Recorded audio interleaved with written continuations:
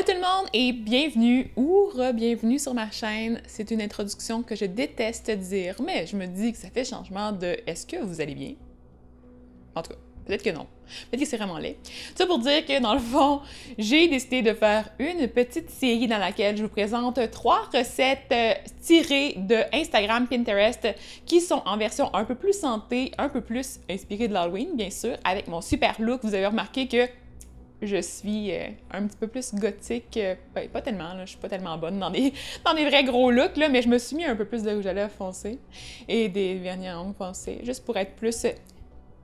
Ouais, c'est ça. En tout cas, on va passer à autre chose. Je suis vraiment meilleure en recette qu'en look. Donc, tout ça pour dire que la première recette que je vous ai présentée, c'était une toast avec une garniture style licorne ou sirène avec des colorants alimentaires faits naturellement à base de choux rouges, ce qui est vraiment malade. Donc, si vous voulez aller voir ça, je vous le suggère fortement. La deuxième recette, c'était un cône de pizza en version santé, un peu plus. C'est ma recette préférée, la pizza, donc vraiment, c'est comme un de mes favoris. Et ensuite, aujourd'hui, j'ai quelque chose de vraiment malade à vous présenter. Puis là, je ne l'ai pas encore testé, comme j'ai dit dans mes autres capsules. Le but, c'est vraiment de faire un « je teste les trucs ». Puis là, j'ai vu ça passer récemment sur YouTube. Donc, une YouTuber que je suis depuis longtemps et qui fait généralement des recettes de pâtisserie ou de trucs en lien avec la cuisine un peu plus sucrée et moins santé, mais qui a mis en ligne récemment une vidéo dans laquelle elle fait un gâteau qui est réalisé entièrement au micro-ondes. Donc, je trouve ça tellement cool que je me suis dit, mais je peux pas vous tester une recette santé de gâteau comme ça, un gros gâteau là, pour plusieurs personnes, qui serait faite dans le micro-ondes. Moi qui aime vraiment gros les mug cakes, je me suis dit, là, faut pas que je passe à côté de ça. Donc, ce que je vais faire aujourd'hui, c'est que je vais tester pour voir si ça fonctionne. Ça se peut très bien que ce soit un gros flop, mais je vais quand même vous montrer le processus et mon idée avec la recette complète. Je vais essayer de m'organiser pour que ça fonctionne au final, puis vous donner une vraie recette. Donc, je vais essayer, croisons les doigts pour que ça fonctionne. Et je vais aussi garder une inspiration Halloween à travers tout ça, en mettant des couleurs dans mes différentes couches de gâteau et aussi en gardant la petite thématique avec le gâteau puis un peu de sang peut-être sur le dessus, là. Ouais, j'essaye de faire une reproduction, tu sais, le film It, l'affaire là, qui m'a fait le plus peur dans mon enfance. Je vais vous partager un fait de ma vie, là, c'est peut-être pas tout important, là, mais on s'en fout.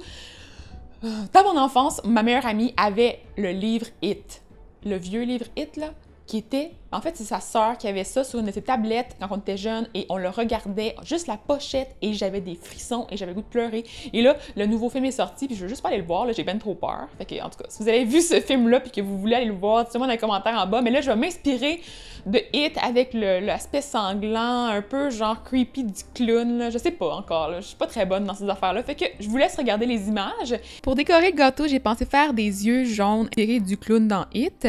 Donc, ce que j'ai fait, c'est que j'ai fait fondre du chocolat blanc que j'ai ensuite placé sur un sac de plastique en forme de yeux, donc des petits ronds. Et ensuite, ce que j'ai fait, c'est que j'ai ajouté du chocolat noir fondu pour faire la pupille et j'ai bien brassé pour que ce soit tout égal sur le dessus. Donc là, vous voyez que c'est pas encore égal, mais j'ai brassé un petit peu. J'ai passé au congélateur pour que ça puisse durcir et pendant ce temps-là, j'ai commencé à faire les éclats de verre qui ont vraiment pas fonctionné. En fait, ce que je voulais faire, c'est de faire fondre du sucre avec un petit peu de sirop de maïs puis de faire des espèces de bouts de verre concassés comme si ça avait été brisé puis de mettre ça sur le gâteau pour faire une espèce d'effet un peu plus Halloween. Comme j'avais pas de thermomètre pour mesurer la température du sucre, ben je me suis fiée à mon instinct et mon instinct était pas très bon. Donc le sucre n'a pas figé suffisamment et ensuite j'ai eu des éclats de verre qui ont tout fondu quand je les ai mis sur le gâteau. Pour faire le gâteau, vous allez avoir besoin de betteraves. Moi, je les ai fait cuire au four pour cet essai-là, mais ensuite, je les ai fait cuire au micro-ondes et ça a autant fonctionné. Donc, vous pouvez faire comme vous voulez. Vous allez les placer dans le mélangeur et ensuite ajouter l'huile de coco. Vous pouvez la fondre ou en tout cas qu'elle soit un peu plus ramollie. Vous allez mettre aussi du miel. Toutes les quantités exactes pour faire la recette vont se trouver sur mon blog parce que j'ai modifié la recette entre le moment où je l'ai fait sur ces images-là et ensuite mes tests finaux. J'ai ajouté un petit peu de vanille aussi. Donc, les étapes pour mettre au mélangeur, c'est vraiment selon vous ce que vous voulez. Le but, c'est de mettre tous les ingrédients qui doivent être réduits en purée, donc l'avoine, les dattes et éventuellement les betteraves dans le mélangeur, mais l'ordre, c'est pas vraiment très important. Donc, vous pouvez ajouter aussi les liquides. Donc, moi, j'ai mis la boisson de soya aussi. J'ai aussi mis les œufs mesure, mais j'ai été par petite quantité parce que mon mélangeur est pas assez grand pour tout mettre. Et là, je vous montre en ce moment un œuf qui était vraiment traumatisant. Il y avait une espèce de petite partie bizarre sur le dessus, en une espèce de colimaçon, et il a comme ouvert dans mon frigidaire, donc on voyait au travers. En tout cas, ça faisait vraiment Halloween, donc je vous l'ai montré. Donc, j'ai été par petite quantité, au fur et à mesure, j'ai ajouté les ingrédients. Dans le fond, les ingrédients qu'il ne faut pas mettre, c'est la farine, la poudre de cacao et la poudre à pâte qu'il faut réserver pour la partie sec. Le reste, vous pouvez toutes les mettre dans la partie ingrédients liquides, mais les détails vont se trouver sur mon blog parce que vous allez voir que dans la vidéo, c'est pas très clair. Et là, ensuite, ce que j'ai fait, c'est que j'ai mélangé les ingrédients humides comme il faut et dans un petit bol, j'ai mélangé ma farine avec ma poudre à pâte. Mais là, normalement, il aurait fallu ajouter aussi la poudre de cacao à tout ça, parce que j'ai essayé de faire un effet ombré dans mon gâteau. Vous allez pouvoir voir que j'ai fait plein de manipulations avec la pâte pour faire une espèce de dégradé avec la poudre de cacao, puis une partie qui aurait été plus blanche avec un peu plus de farine. Mais pour être très franche, ça n'a vraiment pas fonctionné. Donc la partie qui était supposée être blanche était vraiment pas très cuite. Et la seule partie qui a bien fonctionné, c'est celle qui avait beaucoup de poudre de cacao, donc celle du dessous. Donc ce que j'ai décidé de faire, c'est de reprendre la recette, de la retester avec une partie entièrement faite de chocolat. Et ça, c'est la version qui va être sur mon blog, donc celle que vous devriez tester parce qu'elle est vraiment, vraiment fantastique. Je l'ai retestée en fin de semaine et je suis tombée en amour, là. Je pense que j'ai mangé au moins 3-4 morceaux de gâteau. Les valeurs nutritives sont super intéressantes, donc je vous conseille vraiment de tester la recette. Et là, j'ai fait cuire au micro-ondes pour environ 10 minutes ou jusqu'à ce que le gâteau soit bien ferme. Et je l'ai démoulé, donc c'est important de démouler très rapidement pour le laisser un petit peu sécher parce que sinon, il y a de l'humidité qui s'accumule dans le moule. Pour ce qui est des yeux, j'ai décidé d'ajouter un petit peu de poudre de curcuma pour les rendre un peu plus jaunes.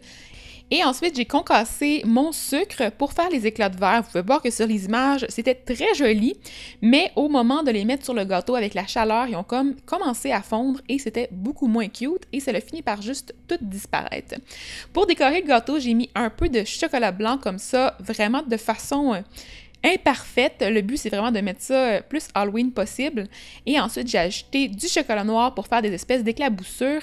Et j'ai mis aussi un coulis avec des framboises dans lesquelles j'ai ajouté un petit peu de poudre de cacao pour faire un effet un peu plus sang. Et là, vous voyez que j'ajoute les petits éclats de sucre qui ont fondu tranquillement sur les images. Vous allez pouvoir voir, ça a été super rapide. C'est comme disparu en quelques minutes. Donc, malheureusement, c'était pas aussi beau que dans ma tête. J'ai aussi finalement ajouté les yeux jaunes pour faire l'effet un peu plus clown Halloween et revenir avec l'inspiration du film It. Et voilà le résultat final. J'espère que vous allez apprécier la recette. Sincèrement, quand je l'ai testée la première fois, je trouvais que c'était pas nécessairement ma meilleure recette, mais après l'avoir retestée, je suis comme vraiment tombée en amour avec la recette. C'est rare que je peux dire que je suis à ce point-là fière d'une recette, mais je vous suggère vraiment de la tester.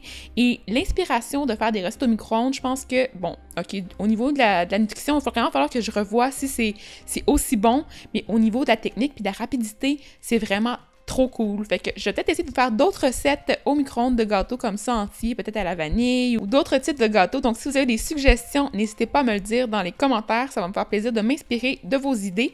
Et là, je vais vous laisser sur les petites stories Instagram de mes deuxièmes tests. Vous allez voir, la texture est extraordinaire. Et c'est le moment fatidique. Je vais couper dans le gâteau. À date, ça a quand même l'air pas pire. Oh, je suis en train de me tuer, je pense. Oh, je vous montre ça. Wow, sérieux, je m'impressionne encore moi-même.